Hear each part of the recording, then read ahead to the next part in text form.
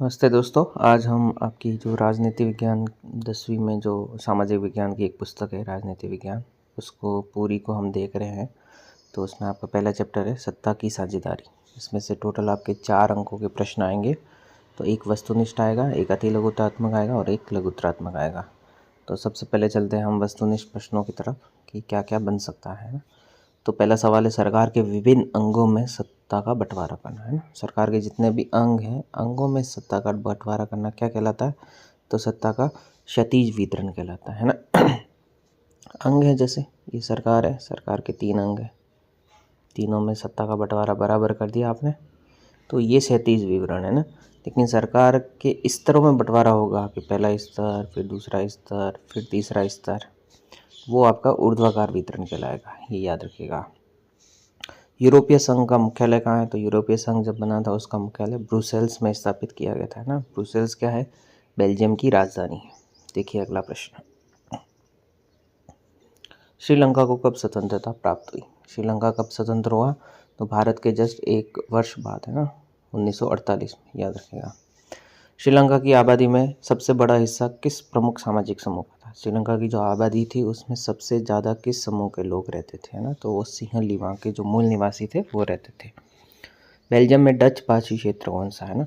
तो बेल्जियम पूरा इलाका है, वहाँ पर एक डच भाषी बोलने वाला पूरा इलाका, उसे क्या कहते हैं? तो उसे फ्लेमिश कहते हैं, याद रखिएगा आप। नेक्स्ट है, बेल्जियम में केंद्र और राज्य सरकार के अलावा तीसरे स्तर की सरकार होती है? बिल्कुल होती है, उन्होंने स्थापित की थी, और वो सरकार थी आपकी सामुदायिक सरकार, याद रखिएगा, है ना, कम्युनिटी गवर्नमेंट, सामुदायिक सरकार। श्रीलंका में सिंहली भाषा को राजभाषा का दर्जा कब दिया गया ना? सिंहली भाषा को राजभाषा कब बनाया गया? 1956 में, 1956 आप याद रखिएगा। अगला, निम्न में से किस देश ने 1970 से 1993 के मध्य अपने संविधान में 4 संशोधन किए थे? और वो था बेल्जियम, जिसे हम बेल्जियम मॉडल भी कहते हैं, ये भी याद रखिएगा। अगला प्रश्न देखिए, लोकतांत्रिक देश में एकता तभी संभव है जब, लोकतांत्रिक देशों में एकता कब संभव है? जब सभी समुदाय और क्षेत्रों की भावना का आदर किया जाए, है ना। तो वहाँ पर क्या है, ये एकता संभव है। निम्न में से किस देश के साथ बेल्जियम की सीमाएं नहीं लगती, है ना? तो बेल्जियम की सीमा किसके साथ नहीं लगती?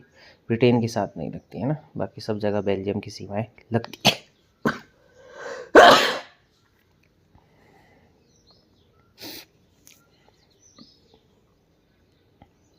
तो ब्रिटेन के साथ बेल्जियम की सीमा नहीं लगती, फ्रांस के साथ लगती है, नीदरलैंड के साथ लगती है, जर्मनी के साथ लगती है। किस देश में सत्ता का बंटवारा सामाजिक समूहों में होने पर सामुदायिक सरकार दिखाई दी? तो जब सत्ता का बंटवारा सामाजिक समूह में कर दिया था, तब सामुदायिक सरकार कहाँ दिखाई दी थी? श्रीलंका में दिखाई दी थी। किस देश में 2 समुदायों के बीच पारस्परिक अविश्वास ने बड़े टकराव का रूप लिया था? तो वो श्रीलंका। बेल्जियम निम्न में से कौन से महाद्वीप में है? तो बेल्जियम यूरोपियन महाद्वीप में स्थित है। फिर अति लघुत्वात्मक प्रश्न देखिए, सरकार के विभिन्न अंगों के नाम। सरकार के अंग कितने? 3, विधायिका, कार्यपालिका और न्यायपालिका। किस देश की सामुदायिक सरकार सत्ता के बंटवारे का अच्छा उदाहरण है? तो बेल्जियम की सरकार। सत्ता का ऊर्ध्वाधर वितरण क्या है? तो उच्चतर और निम्नतर स्तरों, है ना, स्तरों के मध्य सत्ता का विभाजन, ये है ऊर्ध्वाधर, है ना। और क्षैतिज कौन सा? अंगों में। बेल्जियम की सामुदायिक सरकार और श्रीलंका को बहुसंख्यकवादी सरकार में अंतर स्पष्ट करना है। तो बेल्जियम की जो सामुदायिक सरकार बनी थी वो हर एक समुदाय की थी, है ना। और जो श्रीलंका में बहुसंख्यकवादी सरकार बनी थी उसमें सिर्फ सिंहली भाषा को प्रभुत्व दिया गया था, ये आप याद रखिएगा।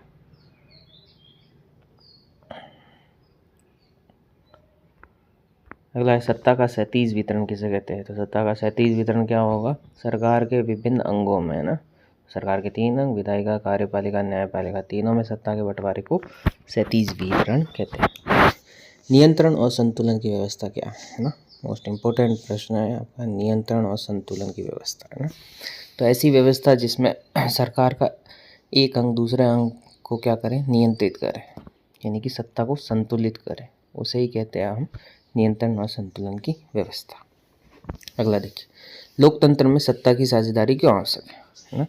तो लोकतंत्र में सत्ता की साझेदारी क्यों आवश्यक है? क्योंकि सत्ता में साझेदारी करने से प्रजातांत्रिक भावनाओं के अनुकूल रहती है।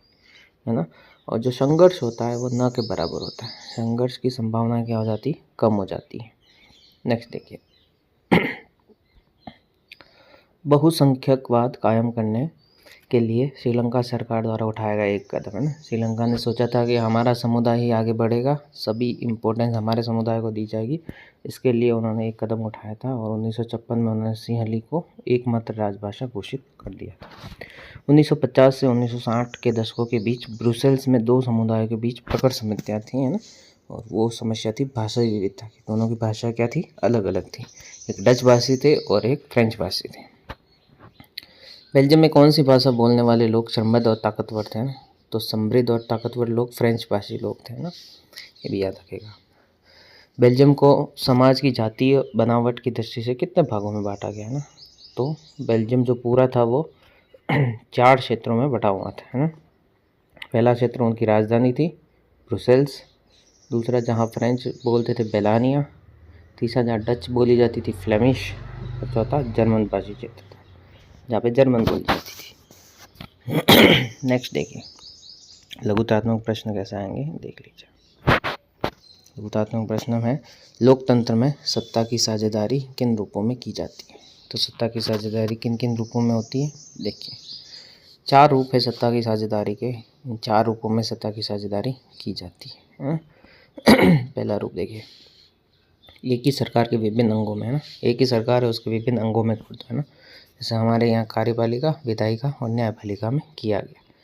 दूसरा है सरकार के विभिन्न स्तरों में कर दो, है। एक सरकार के लेवल है उसमें कर दो, जैसे हमारे यहाँ केंद्र सरकार, राज्य सरकार और स्थानीय सरकारों में किया गया है। तीसरा है विभिन्न सामाजिक समूहों में, है ना। जैसे आपके धर्म के आधार पर, भाषा के आधार पर अल्पसंख्यक समूह बने, उनमें भी सत्ता का विभाजन कर दो। अगला विभिन्न राजनीतिक दलों, दबाव समूहों और किसानों आंदोलनों में, है, उनके मध्य भी सत्ता का बंटवारा कर दो। तो ये 4 रूप हैं जिसमें लोकतंत्र में सत्ता की साझेदारी की जाती है, याद रखिएगा।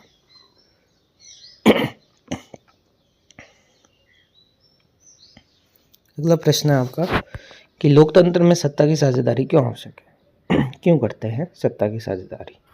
तो सत्ता की साझेदारी पहले तो सामाजिक समूह के बीच टकराव कम हो जाए, टकराव नहीं, है ना।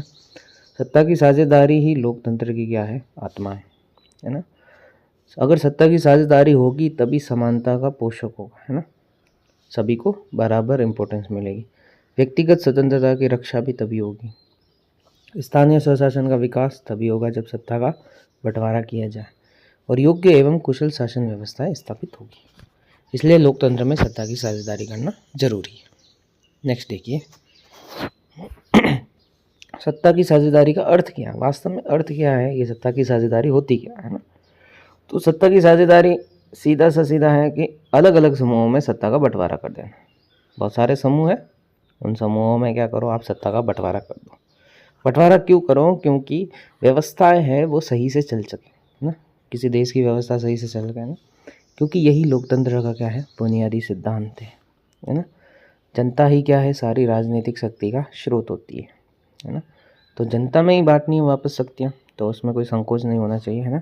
और सामाजिक समूहों के बीच टकराव कम हो जाएगा इससे, इसलिए सत्ता की साझेदारी आवश्यक है। चलिए अगला प्रश्न, अगर श्रीलंका में तमिलों की प्रमुख मांगे क्या थी, है ना। जो तमिल लोग थे उनकी श्रीलंका में प्रमुख मांगे, तो एक तो था तमिल भाषा को भी राजभाषा का दर्जा दे दो, जब सिंहली को दिया है तो तमिल भाषा को भी दे दो, है ना। शिक्षा और सहकारी सेवाओं में सिंहलियों के समान अवसर दे दो, है ना। जैसा शिक्षा और सभी सरकारी सेवाओं में आप सिंहली को जितनी इंपॉर्टेंस दे रहे हो उतनी तमिलों को भी दे दो, है ना। और तमिल बहुल क्षेत्रों को स्वायत्ता दीजिए, है ना। जहाँ सिर्फ तमिल ही लोग रहते हैं वहाँ सब निजी जो नियंत्रण है, जो डिसीजन है वो कौन लेगा, तमिल लोग लेंगे। तो ये इनकी मांगे थी। नहीं देखिए, विभिन्न सामाजिक समूहों के मध्य सत्ता के बंटवारे के कोई 2 उदाहरण हैं। तो 2 उदाहरण, बेल्जियम में सामुदायिक सरकार का गठन हुआ था और भारत में हम क्या करते, सामाजिक रूप से कमजोर समुदायों को और महिलाओं को विधायिका और सरकारी सेवाओं में आरक्षण दे रहे हैं। तो देखिए नेक्स्ट जो क्वेश्चन है वो है बहुसंख्यकवाद से क्या तात्पर्य है। बहुसंख्यकवाद क्या होता है ना, तो बहुसंख्यकवाद ऐसा है कि अल्पसंख्यक की इच्छा और आवश्यकताओं की अवहेलना करते हुए बहुसंख्यक समुदाय को मनचाहे ढंग से शासन करने का अधिकार देना बहुसंख्यकवाद है ना, कि अल्पसंख्यकों के अधिकारों को आप नज़रअंदाज कर दो और बहुसंख्यकों को सारे अधिकार दे दो, है ना। जैसा कि श्रीलंका में हुआ था, सिंहली बहुसंख्यक थे और तमिल अल्पसंख्यक थे। नेक्स्ट क्वेश्चन देखिए, श्रीलंका में कितने जातीय समूह के लोग रहते थे ना, कितने जातिगत समूह थे श्रीलंका में। तो श्रीलंका में देखो, एक तो मेन रूप से वहाँ के मूल निवासी सिंहली लोग थे, दूसरे श्रीलंकाई मूल के ही तमिल निवासी थे, है ना, एक ईसाई भी थे और मुसलमान जाति समुदाय भी रहते थे। ये आपको याद रखना है। फिर देखिए नेक्स्ट चैप्टर है आपका संघवाद, है ना, जो दूसरा चैप्टर है। इसमें से एक वस्तुनिष्ठ प्रश्न आएगा और एक आपका दीर्घ उत्तरीय प्रश्न आएगा। तो देखिए वस्तुनिष्ठ में कौन कौन से बन सकते हैं ना। पहला, संविधान की 8वीं अनुसूची में दर्ज भाषाओं की संख्या, है ना। जो अनुसूचित भाषा है संविधान में वो कितनी है, तो वो टोटल आपके 22 है। याद रखना है कि 22 भाषाओं को अनुसूचित भाषाओं का दर्जा दिया गया है ना। निम्नलिखित में से किस राज्य को भारतीय संविधान के अनुच्छेद 371 के तहत विशेष शक्तियाँ मिलती हैं ना, तो ये सभी है, असम है, नागालैंड है, मिजोरम है, सबको मिलती है। संघात्मक शासन प्रणाली में अधिकारों का विभाजन किन के बीच होता है, तो जो संघीय सरकार होती है उसमें केंद्र और राज्यों के बीच शक्तियों का विभाजन होता है, तो ये याद रखना आपको। नेक्स्ट देखिए, निम्न में से कौन सा विषय समवर्ती सूची में शामिल है ना। 3 सूचियां हैं, संघ सूची, राज्य सूची और समवर्ती, है ना।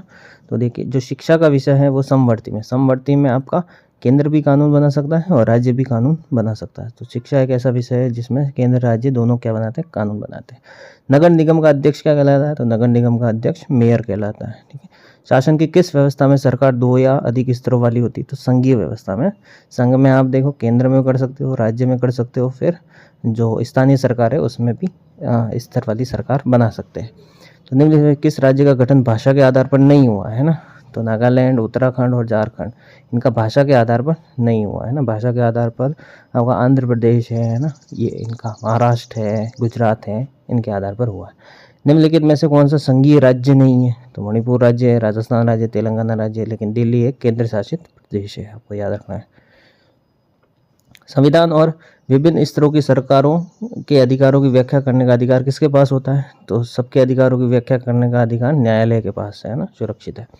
7 आकर संघ बनाने का उदाहरण है, 7 मिलके संघ बनाने का उदाहरण संयुक्त राज्य अमेरिका है, ठीक है। निम्न में से कौन सा राज्य 7 रहकर संघ का उदाहरण नहीं है, तो भारत नहीं है, बेल्जियम नहीं है, स्पेन नहीं है ना, स्विट्जरलैंड नहीं है। इसमें भारत 7 में राज्य मिले हुए, बेल्जियम में भी 7 में, स्पेन में भी 7 में, लेकिन स्विट्जरलैंड में 7 में नहीं मिले हुए, ये आपको याद रखना है। केंद्र एवं राज्य के मध्य विधायी अधिकारों को कितने हिस्सों में बांटा गया है ना, तो 3 हिस्सों में बांटा गया है। 3 सूचियां बनाई गई है जिसमें केंद्र और राज्य के अधिकार है ना, संघ सूची, राज्य सूची और समवर्ती सूची, तीनों सूचियां। इनमें से कौन सा विषय समवर्ती सूची का नहीं है, तो जो सिंचाई है वो समवर्ती सूची में नहीं आता है ना। जो सिंचाई है वो किस में आता है, केंद्र सरकार का विषय है। देखिए आगे दीर्घ उत्तरीय प्रश्न में है, संघवाद क्या है, भारत में संघवाद का स्वरूप कैसा है, ये बताइए आप, है ना। तो संघवाद तो आपको पता है संघीय शासन प्रणाली है ना, जिससे सत्ता का विभाजन केंद्र और प्रांतीय सरकारों में होता है। और संघवाद का स्वरूप देखिए कि राज्यों का संघ है भारत, अपनी आंतरिक विविधता को ध्यान में रखते हुए संघ का गठन किया गया। त्रिस्तरीय शासन व्यवस्था है, संघ सरकार, राज्य सरकार, स्थानीय स्तर की सरकार, शक्तियों का विभाजन किया गया है, संघ सूची, राज्य सूची, समवर्ती सूची में, है ना। न्यायपालिका की हमारे यहाँ सर्वोच्चता है ना, विभिन्न राज्यों को विशेष दर्जे दिए हुए हैं, तो ये आपको याद रखना है। सत्ता के विकेंद्रीकरण से आशय क्या है ना, कि सत्ता को बुनियादी रूप से निचले हिस्सों में बांटना, यह है सत्ता का विकेंद्रीकरण ना। स्थानीय स्तर की सरकारों का निर्माण करना है, जैसे केंद्रीय स्तर हो गया, राज्य स्तर हो गया और स्थानीय स्तर तीसरा है ना। भारत में अपन ने विकेंद्रीकरण 1992 में संविधान संशोधन द्वारा लाया था, है ना। 73 और 74 2 संविधान संशोधन किए थे जिसके तहत लाया था, है ना। तो विकेंद्रीकरण के पीछे सबसे अधिक मुद्दा होता है कि स्थानीय लोगों को भी शासन में हिस्सेदारी का मौका मिले और स्थानीय स्तर पर जितनी भी नीतियाँ बने उनका सही से कार्यान्वयन हो सके, इसलिए विकेंद्रीकरण होता है। नेक्स्ट देखिए, शासन के संघीय और एकात्मक स्वरूपों में क्या क्या अंतर है ना। संघीय स्वरूप और एकात्मक स्वरूप में अंतर क्या क्या है देखिए। तो पहला तो संघीय शासन व्यवस्था है ना, इस शासन में क्या है, 2 स्तर की सरकारें होती है ना, अपने स्तर पर स्वतंत्र होकर कार्य करती है ना। इस व्यवस्था में राज्य सरकारों की शक्तियाँ संविधान से ही मिलती है ना। इस व्यवस्था में संघ और राज्य सरकारों के बीच विषयों का विभाजन होता है ना। राज्यों राज्य सरकारों का कार्य केंद्र सरकार के प्रति जिम्मेदार नहीं होता, राज्य राज्य अपना अलग काम कर सकता है। इसके उदाहरण देखिए, भारत में है, अमेरिका में है, बेल्जियम में है, कनाडा में है, ऑस्ट्रेलिया में। एकात्मक शासन व्यवस्था देखिए, इसमें क्या क्या है। एकात्मक शासन व्यवस्था में देखिए, इस शासन का स्वरूप में शासन एक ही स्तर पर होता है ना, राज्य सरकारें उनके अधीन होकर क्या करती है, कार्य करती है ना, सभी शक्तियाँ केंद्र सरकार को प्राप्त होती हैं, विषयों का विभाजन नहीं होता है इसमें, है ना, और केंद्र सरकार के प्रति सब क्या होते हैं, जिम्मेदार होते हैं ना। केंद्र सरकार राज्य सरकारों को आदेश दे सकती है काम करने का। इसमें देखिए, फ्रांस है, इंग्लैंड है, जापान है, इटली है, हॉलैंड है। अगला देखिए, संघवाद ने जातीय समस्या को सुलझाने में बेल्जियम की किस प्रकार सहायता की थी, है ना। तो बेल्जियम देखिए, बेल्जियम कहाँ आता है, यूरोप महाद्वीप का एक देश है। 1993 से पहले अधिकांश शक्तियाँ केंद्र सरकार के हाथों में थी, फिर उन्होंने संविधान संशोधन करके बता था 1973 से 93 तक जितने भी संविधान संशोधन किए और राज्य सरकारों को क्या दे दिए, अधिकार दे दिए। तो संघवाद अपनाने से जातीय समस्या को सुलझाया गया था वहाँ पे, है ना। दो समूह थे, वो समूह आपस में सुलझ गए विवाद करने से। नेक्स्ट देखिए, भारतीय संविधान में केंद्र सरकारों के मध्य विधायी अधिकारों को कितने भागों में बांटा हुआ है, तो 3 भागों में, संघ सूची, राज्य सूची, समवर्ती सूची, है ना। कुछ उदाहरण याद रखना आप, जैसे विदेश, बैंक, संचार और मुद्रा, ये किसके हैं, संघ सूची के। पुलिस, व्यापार, वाणिज्य, कृषि, सिंचाई, ये राज्य सूची के। और शिक्षा, वन, मजदूर संघ, विवाह, उत्तराधिकार वाले समवर्ती सूची के। भारत में विकेंद्रीकरण लागू करने का औचित्य क्या था, है ना। तो औचित्य सब समझते हैं कि अनेक जनता की समस्याओं के मुद्दे को सुलझाना था, ये विकेंद्रीकरण से संबंधित है, ठीक है। अब ये देखिए, भारत में केंद्र राज्य संबंधों में आए बदलावों को मद्देनजर संघीय व्यवस्था में सत्ता की साझेदारी आज प्रभावी है ना। तो बिल्कुल सत्ता की साझेदारी बिल्कुल प्रभावी है, क्योंकि संघीय शासन व्यवस्था में राज्यों और शासन और स्थानीय स्तरों में क्या होना चाहिए, हमेशा शक्तियों का बंटवारा होना चाहिए, है ना। इससे शासन व्यवस्था क्या चलती है, सही रूप से चल पाती है। नेक्स्ट चैप्टर देखिए आप, जाति, धर्म और लैंगिक मसले, है ना। इस चैप्टर में से आपके एक वस्तुनिष्ठ, एक अति लघुतात्मक और एक लघुतात्मक प्रश्न आएगा। टोटल 4 नंबर का चैप्टर है, अच्छे से पढ़ना है आपको। देखिए, वस्तुनिष्ठ प्रश्न में क्या क्या आ सकता है। तो वस्तुनिष्ठ प्रश्न में पहला प्रश्न है, निम्न में से किस देश में सार्वजनिक जीवन में महिलाओं की भागीदारी का स्तर बहुत ऊंचा है ना। तो नॉर्वे, स्वीडन, फिनलैंड में बहुत ऊपर महिलाओं की भागीदारी होती है ना। भारत में जनगणना कितने वर्षों के बाद होती है, तो 10 वर्षों बाद जनगणना होती है। निम्नलिखित में से किस देश ने किसी भी धर्म को राजकीय धर्म के रूप में स्वीकार नहीं किया, तो भारत का कोई भी राजकीय धर्म नहीं है। निम्नलिखित में से समाज सुधारक ने जातिगत भेदभाव से मुक्त समाज व्यवस्था की बात की थी, है ना। किसने जाति से मुक्त भेदभाव समाज की व्यवस्था की थी, तो वो ज्योतिबा फूले ने भी कहा था, महात्मा गांधी ने भी, अम्बेडकर ने भी कहा था, मतलब तीनों ने ये बात कही है ना। निम्नलिखित से किस देश में समरूप समाज पाया जाता है, तो स्वीडन में समान है ना समाज। एक विचारधारा जो अधिकारों एवं अवसरों के मामले में क्या करती है, स्त्री और पुरुष को मानी जाती है, समान मानती, वह है नारीवादी विचारधारा। इसको आप याद रखना। सामाजिक विभाजन अधिकांश आधारित होता है, जन्म पर आधारित होता है ना। निम्न से किस क्षेत्र की संसद में महिलाओं का प्रतिनिधित्व सर्वाधिक है ना। तो जो नॉर्डिक देश है ना, उसमें संसद में महिलाओं की भूमिका ज़्यादातर है। स्थानीय सरकारों, पंचायती राज में महिलाओं के लिए कितने पद आरक्षित है, लगभग 1/3 है ना, 1/3 पद आरक्षित होने जरूरी है, 33%। नेक्स्ट क्वेश्चन देखें, भारतीय संविधान के बारे में इनमें से कौन सा कथन गलत है ना। तो गलत कथन ये है कि यह एक धर्म को राजकीय धर्म बताता है। भारतीय संविधान में किसी को भी राजकीय धर्म स्वीकार नहीं किया गया है ना। जब हम लैंगिक विभाजन की बात करते हैं तो हमारा अभिप्राय क्या होता है, तो हमारा अभिप्राय है समाज द्वारा स्त्री और पुरुष में दी गई असमान भूमिकाओं को लैंगिक भेदभाव कहते हैं, है ना। देखिए, अति लघुतात्मक प्रश्न देखिए क्या क्या बन सकते हैं। समरूप समाज किस देशों में पाया जाता है, तो समरूप समाज जर्मनी और स्वीडन, नॉर्डिक देशों में पाया जाता है। नारीवादी आंदोलन क्या है, तो पुरुष और महिलाओं के समान अधिकारों के अवसर। सामाजिक असमानता का कौन सा रूप प्रत्येक स्थान पर दिखाई देता है, तो लैंगिक असमानता, है ना। सामाजिक विभाजन अधिकांश किस पर आधारित होता है, तो जाति और धर्म पर, है ना। विवाह, तलाक, उत्तराधिकार के कानून पारिवारिक कानून होते हैं और ये सभी किससे संबंधित होते हैं, समवर्ती सूची से। महिला को घरेलू उत्पीड़न से बचाने के लिए एक तरीका सुलझाई है, तो घरेलू हिंसा अधिनियम आया गया है ना, जो कानूनी विषयों की जानकारी देता है इसके बारे में। भारत में विभिन्न समुदायों के बीच सांप्रदायिक सद्भावना बनाने का कोई एक तरीका है, तो बड़े बड़े सार्वजनिक हितों और धार्मिक मामलों में राज्य का हस्तक्षेप नहीं। वर्ण व्यवस्था से आप क्या समझते हैं ना, तो हमारी पूरा प्राचीन रूप से जो जाति आधारित पदानुक्रम चला आ रहा है ना, एक ही जाति समूह के लोग जिनको पद के आधार पर हमने बांट रखा है, वो हमारी क्या है, वर्ण व्यवस्था है, और ये सामाजिक पायदान में आती है। देखिए लैंगिक विभाजन से क्या अभिप्राय है। लैंगिक विभाजन क्या होता है, तो समाज द्वारा स्त्री और पुरुष में असमान भूमिकाएं है ना, भेदभाव होता है, वही है।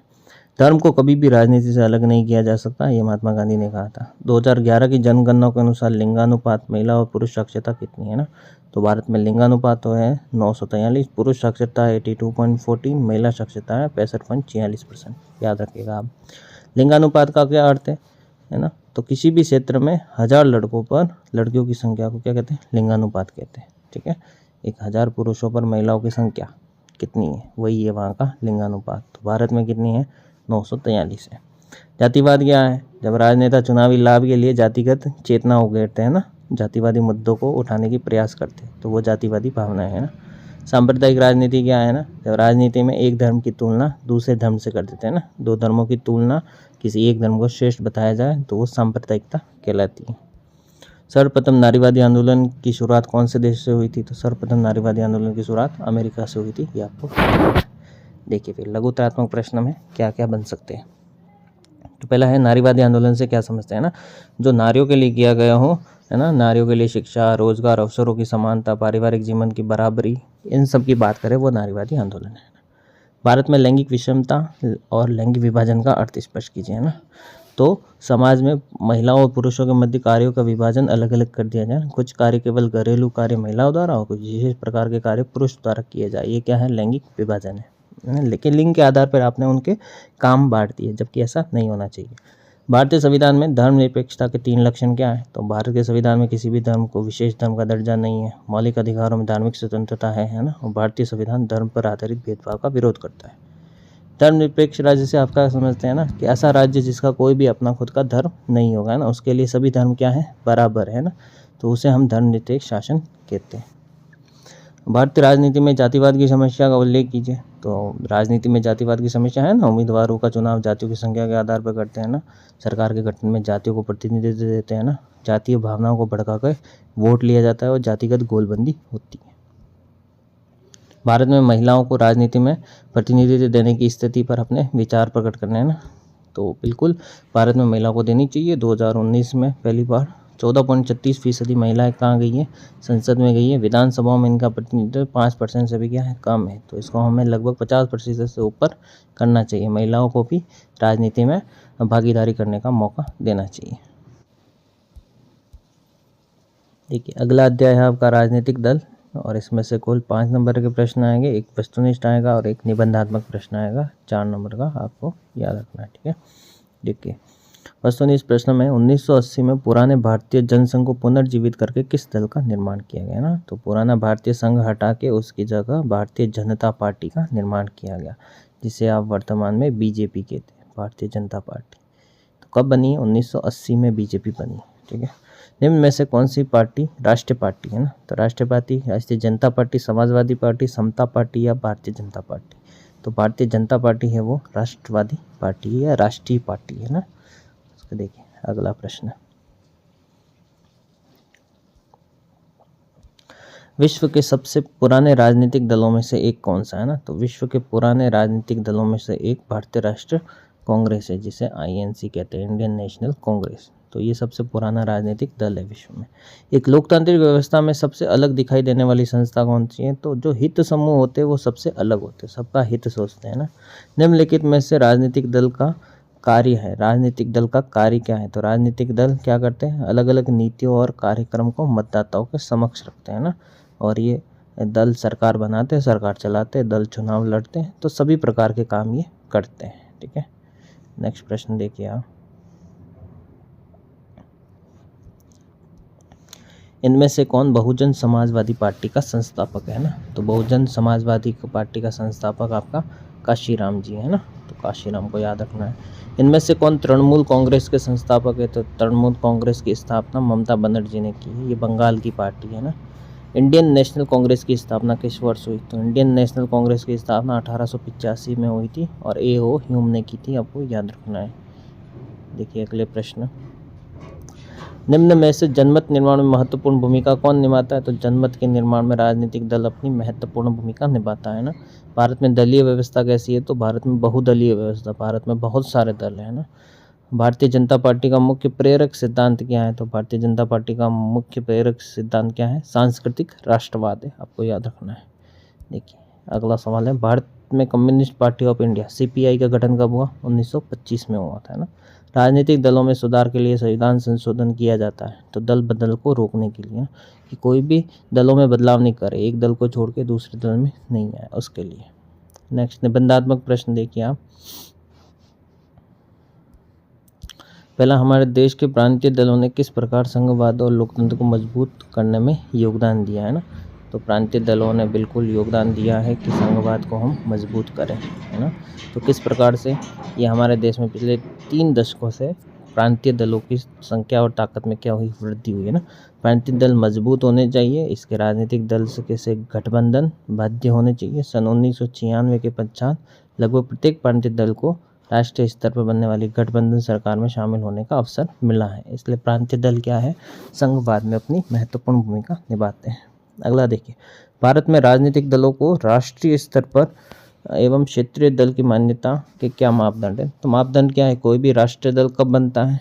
यदि कोई दल लोकसभा चुनाव में पड़े कुल वोटों में से, तो वो 4 राज्यों की विधानसभा चुनाव में कुल वोटों का 6% उन्हें क्या हो? हासिल हो, है ना। वो लोकसभा चुनाव में कम से कम 4 सीटें उन्होंने क्या की हो? 4 सीट पे जीत दर्ज की हो, है ना। राष्ट्रीय दल की मान्यता प्राप्त हो जाती है। वर्तमान में कुल 7 राष्ट्रीय दल है 2019 के अनुसार, तो 7 राष्ट्रीय दल के नाम आपको याद रखने हैं, ठीक है। और क्षेत्रीय दल का दर्जा कब मिलता है? जब कोई पार्टी विधानसभा चुनाव में 6% वोट और 2 सीटें कम से कम एमएलए की जीते। देखिए अगला प्रश्न है आपका, राजनीतिक दल जनमत व कानून निर्माण में किस प्रकार निर्णायक भूमिका निभाते हैं ना। तो जनमत निर्माण में राजनीतिक दल महत्वपूर्ण भूमिका निभाते हैं। वे मुद्दों को उठाते हैं, उन पर बहस करते हैं ना। विभिन्न लाखों जो कार्यकर्ता होता है देश भर में, वो इन लोगों की समस्याओं को लेकर आंदोलन करते हैं ना। राजनीतिक दल क्या करते हैं? अपने आसपास समाज में बनी लोगों की राय पर चलने का कार्य करते हैं। नेक्स्ट देखिए, राजनीतिक दल कैसे सरकार बनाते और चलाते? तो पता है, राजनीतिक दल जब चुनाव समाप्त होता है, जिस दल को सर्वाधिक सीटें प्राप्त होती, बहुमत प्राप्त होता है, उसे सरकार बनाने के लिए आमंत्रित किया जाता है ना। वो सरकार की नीतियों और कार्यक्रमों का क्या करते हैं? निर्माण करते हैं ना। मंत्रियों द्वारा लागू किए जाते हैं ना ये सभी कार्यक्रम, है ना। राजनीति में प्रशिक्षित लोगों को और दल और के सिद्धांतों पर मंत्री बनाए जाते हैं उन्हें, और पार्टी की इच्छा पर ये सरकार चलाने का कार्य करते हैं। राजनीतिक दल क्या करते हैं? कानून निर्माण में किस प्रकार निर्णायक भूमिका निभाते हैं? तो राजनीतिक दल जब चुनाव लड़ते हैं तो अपने मुद्दों और अपने विजन को साफ साफ जनता के सामने रखते हैं, फिर उन्हीं विजन के आधार पर कानूनों का क्या करते हैं? निर्माण करते हैं, और इसमें राजनीतिक दल की महत्वपूर्ण भूमिका रहती है, तो ये आपको याद रखना है। नेक्स्ट देखिए, राजनीतिक दलों में सुधार करने के कोई बिंदु पता है? तो सुधार में पहला तो यही कि दल बदल पर रोक लगा देनी चाहिए, है ना। चुनाव लड़ने वाले प्रत्येक उम्मीदवार द्वारा संपत्ति, अपराध, शिक्षा संबंध में शपथ प्रस्तुत करना आवश्यक है कि मेरी संपत्ति इतनी है, मैंने कोई अपराध नहीं किया, मेरी शिक्षा इतनी है, ठीक है। यदि राजनीतिक दल के कोई 4 कार्य लिखे, तो राजनीतिक दल पहला तो क्या करते हैं? चुनाव लड़ते हैं। दूसरा, नीति और कार्यक्रम को जनता के समक्ष रखते हैं। तीसरा, राजनीतिक दल सरकार बनाते और चलाते हैं। चौथा, कानून निर्माण में निर्णायक क्या निभाते? भूमिका निभाते। चलिए अगला है आपका लोकतंत्र के परिणाम, ठीक है। तो ये अंतिम चैप्टर आपका लोकतंत्र के परिणाम। इसमें से वस्तुनिष्ठ प्रश्न 1, रिक्त स्थान 1 और तिलकुतात्मक प्रश्न 1 आएगा। देखिए वस्तुनिष्ठ प्रश्न क्या क्या आ सकते हैं। लोकतंत्र का सबसे महत्वपूर्ण परिणाम क्या है ना। तो लोकतंत्र का सबसे महत्वपूर्ण परिणाम है नागरिकों की स्वतंत्रता और समानता। लोकतंत्र में निर्णय लेने की प्रक्रिया कैसी होती है? तो लोकतंत्र में जब भी निर्णय लिया जाता है, निर्णय लेने की प्रक्रिया धीमी होती है और जटिल होती है ना। अगला देखिए, लोकतंत्र में सरकार की जवाबदेही किसके प्रति होती है? तो लोकतंत्र में सरकार की जवाबदेही किसके प्रति होगी? नागरिकों के प्रति होगी, क्योंकि नागरिकों ने सरकार बनवाई है ना। लोकतंत्र में सामाजिक विविधता को कैसे संभाला जाता है? तो संवाद और समझौते के माध्यम से सामाजिक विविधताओं को संभाला जाता है। लोकतंत्र का मुख्य उद्देश्य क्या है? तो लोकतंत्र का मुख्य जो उद्देश्य होता है वो होता है नागरिकों की भागीदारी और समानता, है ना। लोकतंत्र का एक प्रमुख फायदा क्या है? तो लोकतंत्र का प्रमुख फायदा स्वतंत्र न्यायपालिका है। देखिए 7वां है आपका, लोकतांत्रिक व्यवस्था में मीडिया की भूमिका कैसी होती? तो मीडिया की भूमिका जनता को सूचित करना और जनता को जागरूक बनाना, ये मीडिया की भूमिका है लोकतंत्र में। लोकतांत्रिक सरकारें किस प्रकार की नीतियों को बढ़ावा देती? कौन सी नीतियाँ होनी चाहिए ना? तो वे सभी नीतियाँ जो सभी वर्गों के लिए हित में हो, उनको बढ़ावा दिया जाता है। लोकतंत्र में चुनावों का क्या महत्व है ना? तो चुनावों से क्या होता है? नेताओं का चयन होता है, राजनीतिक स्थिरता की स्थापना होती है और नागरिकों की भागीदारी बढ़ाई जाती है। मतलब ये सभी के सभी क्या है? लोकतंत्र में चुनावों का महत्व है। लोकतांत्रिक सरकारें किन तरीकों से अपनी नीतियाँ बनाती? लोकतांत्रिक सरकारों की नीतियाँ बनाना जनता की राय और सहयोग से बनाई जाती है ना, क्योंकि जनता ने सरकार चुनी है इसलिए। नेक्स्ट देखिए, रिक्त स्थान क्या क्या आ सकते हैं? तो रिक्त स्थानों में देखिए, लोकतंत्र में शासन की अंतिम शक्ति किसके हाथ में होती है? शासन की अंतिम शक्ति किसके हाथ में होगी? जनता के हाथ में होती है। जनता ही क्या है? लोकतंत्र का सर्वाधिक सही अंतिम शक्ति है। आर्थिक समृद्धि के मामले में तानाशाही शासन व्यवस्था वाले देशों का रिकॉर्ड क्या है? तो आर्थिक समृद्धि में रिकॉर्ड उनका अच्छा है, ठीक है, क्योंकि तानाशाही में वो सीधा जो ऑर्डर देगा वो होना चाहिए, जबकि लोकतंत्र में ऐसा नहीं हो सकता है ना। इसके अधिकार के तहत सरकारी कामकाज के बारे में जानकारी प्राप्त होती है ना, तो सूचना के अधिकार के तहत है ना, जो RTI राइट टू इन्फॉर्मेशन दिया आपको, इसके तहत आपको सरकार के कार्यों की जानकारी प्राप्त होती है। लोकतांत्रिक सरकारों में फैसले लेने में तानाशाही की तुलना में अधिक समय लगता है ना। समय कैसा लगेगा आपका? अधिक लगेगा, है ना, क्योंकि लोकतंत्र में इतने जल्दी से फैसले नहीं लिए जाते। गैर लोकतांत्रिक व्यवस्था आमतौर पर अपने अंदरूनी सामाजिक मतभेदों को खत्म करने का प्रयास करती है ना। लोकतांत्रिक व्यवस्था समानता पर आधारित होती है। कौन सी समानता पर आधारित होती है लोकतांत्रिक व्यवस्था? है ना, सभी प्रकार की सामाजिक समानता, आर्थिक समानता, है ना, सब पर आधारित होती है। शासन की वह व्यवस्था जिसमें शासन की शक्ति एक व्यक्ति के हाथों में होती है। तो कैसी शासन व्यवस्था है ये? तानाशाही शासन व्यवस्था है। कैसी है?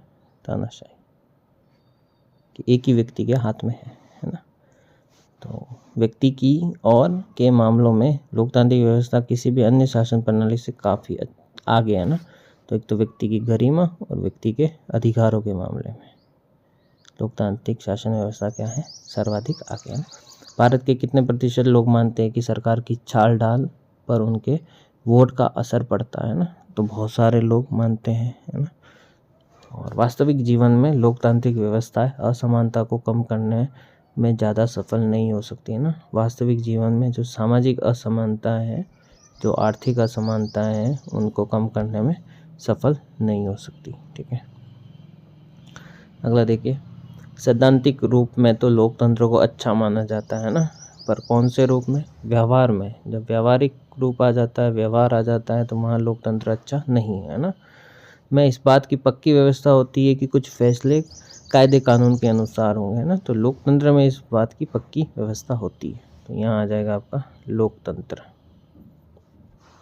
अगला है, सामाजिक अंतर विभाजन और टकरावों को संभालना निश्चित रूप से व्यवस्थाओं का एक बड़ा गुण है ना। तो ये लोकतांत्रिक व्यवस्थाओं का गुण है कि आप सामाजिक टकराव जितने भी हैं उनको संभाल सकते हैं ना। वैध शासन व्यवस्था के मामले में न व्यवस्था निश्चित रूप से अन्य शासन से बेहतर है ना। तो जो वैध शासन व्यवस्था के मामले में जो लोकतांत्रिक व्यवस्था है वो अन्य रूपों से क्या होगी? ज़्यादा बेहतर होगी, है ना। तो 67% लोगों का मानना है कि पार्टी क्या करेगी? अपने फैसलों पर निर्भर करती है, ठीक है।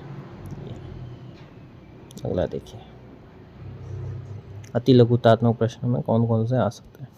लोकतांत्रिक सरकारें अन्य प्रकार की सरकारों से किस प्रकार बेहतर है? तो लोकतंत्र नागरिकों की समानता और गरिमा को बढ़ावा देता है, निर्णय में गुणवत्ता में सुधार करता है ना, प्रतिस्पर्धी जो होती है वो कम करता है प्रतिस्पर्धाओं को, लोकतांत्रिक जवाबदेही और वैध सरकार प्रदान करता है। लोकतंत्र एक जवाबदेही, उत्तरदायी और वैध सरकार का निर्माण कैसे करता है ना। तो लोकतंत्र में जनता की अप्रत्यक्ष भागीदारी होती है, निर्धारित मापदंडों के प्रक्रिया के अनुसार लिए जाते हैं ना, निर्णय में लोगों को आगे रखा जाता है और निष्पक्ष और नियमित चुनाव होते हैं। अगला देखिए, आर्थिक समृद्धि और विकास की दृष्टि से लोकतांत्रिक शासन का मूल्यांकन कीजिए ना। तो आर्थिक समृद्धि के मामले में विकसित देशों में क्या है? तानाशाहियों का रिकॉर्ड अपेक्षाकृत क्या है? बेहतर है ना। तानाशाही में शासन अच्छे रूप से होते हैं ना। तानाशाही वाले कम विकसित देशों में क्या होती है? लोकतांत्रिक व्यवस्था से कम विकसित देशों के बीच अंतर नगण्य है ना। इस मामले में लोकतांत्रिक देश तानाशाही वाले देशों से पिछड़े नहीं हैं। ठीक है, अगला देखिए। वास्तविक जीवन में लोकतांत्रिक व्यवस्थाओं का आर्थिक समानताओं को कम करने में अधिक सफल नहीं हो पाई है ना। तो देखिए वास्तविक जीवन में क्या हो, वास्तविक जीवन राजनीतिक समानता पर आधारित लोकतांत्रिक व्यवस्था है ना। लोकतंत्र में आर्थिक समानता की स्थापना नहीं हो पाती है ना। मुट्ठी भर धन कुबेर संपत्ति में अपने आप को ज़्यादा हिस्सा पाते हैं। समाज के निचले लोगों का जीवन बेअसर होता है ना। साधन और बुनियादी ज़रूरतें पूरी नहीं हो पाती है। लोकतंत्र असफल रहा। कोई 4 नकारात्मक परिणाम लिखिए। एक तो भ्रष्टाचार है। लोकतंत्र में भ्रष्टाचार, लोगों की आवश्यकता की और कम ध्यान दिया जाता है। असमानता और गरीबी में वृद्धि होती है और आर्थिक समृद्धि और विकास में कमी होती है।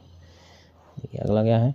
पारदर्शिता का अर्थ बताते हुए लोकतंत्र में पारदर्शिता का लाभ लिखिए। लोकतंत्र में पारदर्शिता है ना, फैसले नियमों कानून के अनुसार होते हैं ना। नागरिक को जानने का अधिकार होता है। सभी शासन उपलब्ध होते हैं उनके पास। जवाबदेही बढ़ती है ना सरकार की।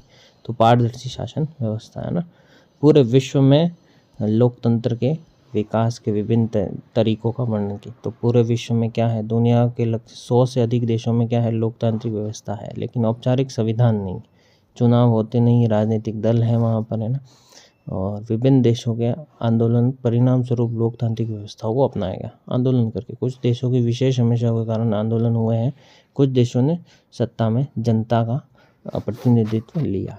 तो ये आपकी पूरी की पूरी जो लोकतांत्रिक वाली बुक थी उसमें से मैंने महत्वपूर्ण प्रश्न बताए हैं आपको। इन सभी को आप अच्छे से याद करेंगे। मिलते हैं नेक्स्ट वीडियो में। धन्यवाद।